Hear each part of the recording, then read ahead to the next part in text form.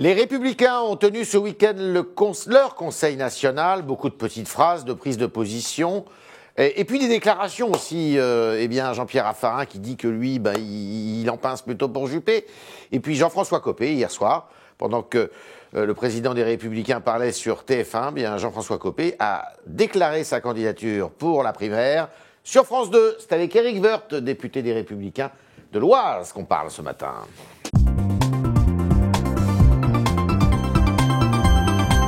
Bonjour. Bonjour. Alors, vous avez déclaré ce matin sur RTL, l'unité du parti est assurée. C'est vrai, ça? Enfin, je l'espère, en tout cas. Parce que quand on les entend les uns les autres... Oui, mais on est... il faut regarder les choses telles qu'elles sont. Ouais. Il y a une primaire, et on souhaite qu'il y ait une primaire. Donc, il y a une primaire. La primaire, vous étiez pour?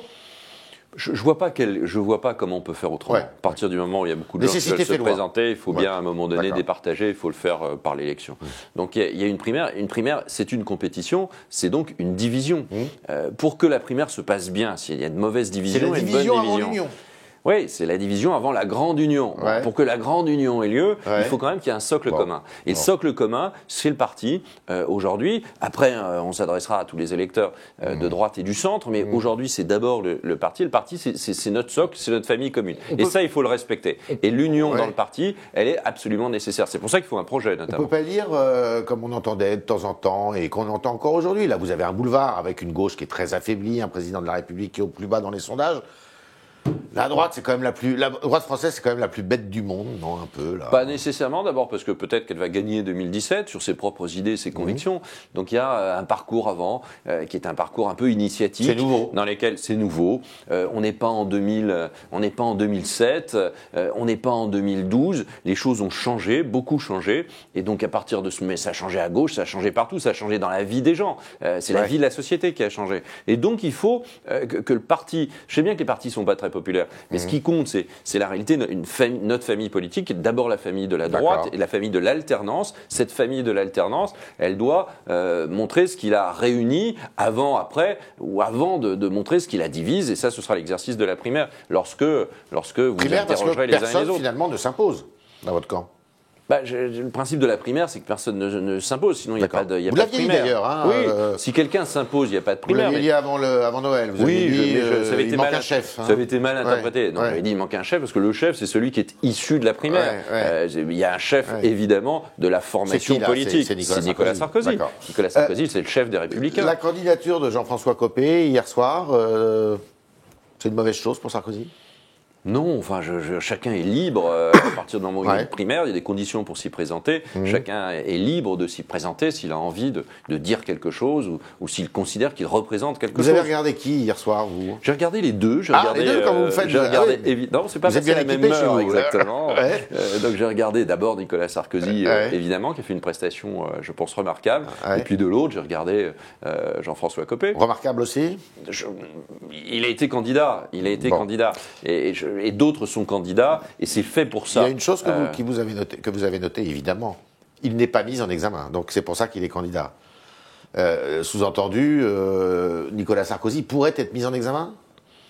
J'en sais rien, je ne veux pas me placer sur ce plan-là. Il doit être entendu par la justice très personnel dans l'affaire Big Malion. J'en sais rien, ça c'est une affaire de justice. En tout cas, Jean-François sort de cette période, j'espère qu'il en sort. Donc de cette période, il y projette ses propres sentiments personnels, ce que je peux absolument comprendre. Vous avez lu son livre ? Et je peux très bien comprendre. Oui, j'ai lu son livre. Bon livre ? Oui, c'est un bon livre. C'est un livre dans lequel il y a des idées, mais bon, il y a les idées qui tournent aujourd'hui dans notre formation politique, dans notre famille politique. Qui veut ne pas baisser les impôts? Nous voulons baisser les impôts. En fait, vous pensez tous la même chose, quoi. On pense des choses. Heureusement, c'est pour ça que c'est une même famille. Sinon, si on pensait des trucs totalement différents. Ça va se jouer sur quoi alors cette primaire? Ça va se jouer sur la manière dont on dit les choses. Ça va se jouer sur aussi la profondeur de la réforme qui est proposée. Ça veut dire, ça va jouer sur la cohérence de cette réforme. C'est important quand Wauquiez dit moi je suis pour l'assimilation des étrangers et pas l'intégration, alors que Alain Juppé pense plutôt pour l'intégration. Oui, je pense que ça veut dire que le rapport à l'autre n'est pas tout à fait la même. Quand on veut rentrer dans la communauté nationale, soit on s'intègre, ce qui est une vision peut-être plus partagée des choses, plus donnant-donnant, qu'une vision d'assimilation. Je suis pour une vision d'assimilation. Si on veut être français, parce que la question n'est pas de venir en France et d'avoir un titre de séjour pendant 10 ans. C'est valable pour ceux qui veulent devenir français. Qui veulent la nationalité française. il faut évidemment s'assimiler à la nation Mais quelqu'un qui passe française. 10 ans en France, il peut s'intégrer. Il peut s'intégrer, respecter. Ce qu'on demande, c'est qu'on respecte nos modes de vie, qu'on apporte sa différence, parce qu'on doit s'enrichir de cette différence. Mais en même temps, on doit respecter nos modes de vie, notre culture, notre histoire. Enfin voilà, bref. Et la pour France, autant, on peut faire le nouvel an respecter la chinois France. en plein cœur du 13e arrondissement à Paris. Oui, évidemment, évidemment. Mais attention au communautarisme. C'est d'abord une nation. Attention à la baronisation aussi des uns et des autres. C'est d'abord une nation. Et la nation, c'est pas de se recroqueviller sur son territoire, c'est pas de se recroqueviller ou de se réduire à ses propres petites idées ou à sa communauté d'appartenance, quelle qu'elle soit. Il n'y a pas de communauté, il y a une nation d'abord. Jean-Pierre Raffarin qui se déclare pour Alain Juppé, logique? Non, mais c'était évident. Enfin, Jean-Pierre Raffarin le dit depuis l'été dernier. Deux, trois petits points comme ça. Luc Châtel, qui a été nommé président finalement du Conseil national, donc le président du Parlement élu contre Michel Alliot-Marie, il dit les Républicains, c'est le parti des gaz du schiste et des OGM. Vous êtes d'accord avec ça? J'aurais pas dit comme ça, mais c'est ce que veut dire Luc, c'est qu'il ne faut pas arrêter la science. Qu'il y a d'autres pays où les gaz de schiste, on sait très bien que c'est pas les caricatures qu'on en a faites. Donc pourquoi ne pas exploiter? En France, on a tout interdit. Donc il faut évidemment aller plus loin, essayer de comprendre comment ça se passe. C'est vrai aussi pour les OGM. Aujourd'hui, il faut passer à autre chose. Les technologies d'ailleurs. La science a évolué. Vous êtes plutôt châtélien que susco-maurisien. Ah bah oui, bien sûr. Je suis pour l'idée que le progrès.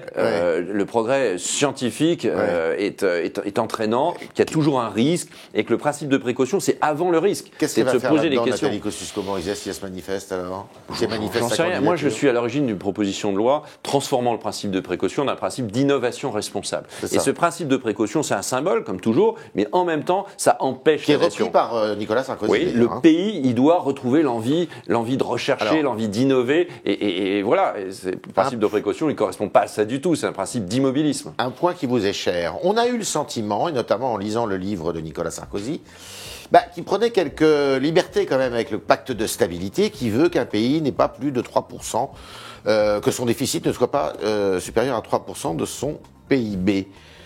C'est vrai ça? La France meurt de deux choses. Elle meurt de prélèvements obligatoires qui sont trop importants. Et qui, donc là, il a dit 10% et puis, de moins. Ouais, enfin non, sur l'impôt sur le revenu. Mais il a surtout, ça c'est normal, il faut rendre un peu, notamment aux catégories moyennes de Français. Mais il l'a dit aussi sur les impôts de compétitivité, notamment les charges ou les ménages employeurs. Là on doit créer de l'emploi et notamment de l'emploi non qualifié. C'est là où sont les gisements d'emploi. Et puis de l'autre, il a indiqué, mais c'est souvent passé sous silence, simultanément l'idée évidemment de voter la baisse des dépenses publiques qui chiffre et que nous avons chiffré à 100 milliards d'euros, c'est-à-dire à peu près à 1 point de PIB par an, ce qui est considérable. Il peut y avoir un décalage, mais c'est la même décision, c'est une seule décision, réduire puissamment les dépenses publiques, 100 milliards, baisser les impôts de 25 milliards. Donc évidemment, on baisse la dépense publique plus qu'on ne baisse les impôts. Mais comment on fait quand on est Éric Woerth, qui est quelqu'un qui s'entend bien avec François Fillon, qui s'entend bien avec Nicolas Sarkozy, et François Fillon qui dit on touche pas aux impôts, mais il faut baisser la dépense publique, et Nicolas Sarkozy qui dit oui, d'accord, il faut baisser la dépense publique, mais d'abord on baisse les impôts. Comment on fait? Il faut baisser les deux. Non, mais la vérité, c'est un problème de chronologie. On peut inventer des choses. Oui, ce qui est important, c'est d'afficher clairement où, quand, combien, comment on va baisser à la fois la dépense publique et à la fois les charges sur les entreprises. Qui peut penser aujourd'hui qu'on remettra notre économie dans les rails si on ne baisse pas les charges qui pèsent sur les entreprises et notamment sur le travail non qualifié? Alors, vous m'avez vu venir? Non. Lequel des deux? Mais vous me posez la question à chaque fois. Bah oui. Donc c'est pas Moi, je souhaite que c'est pas content. La dernière fois, vous m'avez dit c'est à vous que je le réserverai. Oui, je souhaite que Nicolas Sarkozy soit évidemment candidat à l'élection primaire quand les candidats sont déclarés. Je suis secrétaire général du parti. Je veux aussi être parmi ceux qui incarnent une forme non pas de, je serai jamais neutre. Je soutiendrai évidemment quelqu'un.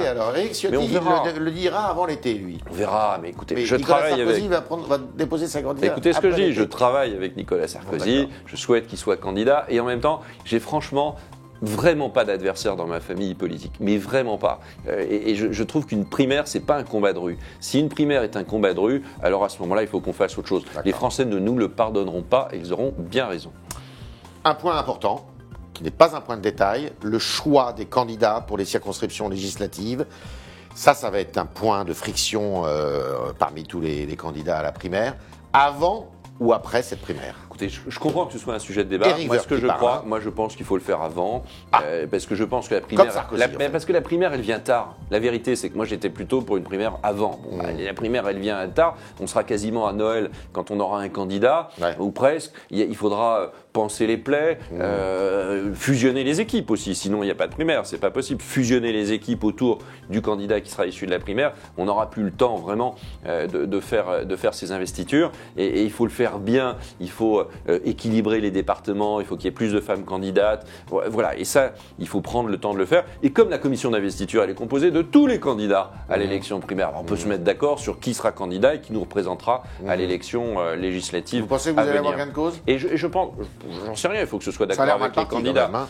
Mais oui, À mais part Sarkozy chacun, et tout le monde ses ne peut pas soutiens, voir midi tous les autres. Tout le monde ne peut pas voir midi uniquement à sa porte. Je pense qu'il y a le parti doit avoir un projet, il doit avoir investi des candidats.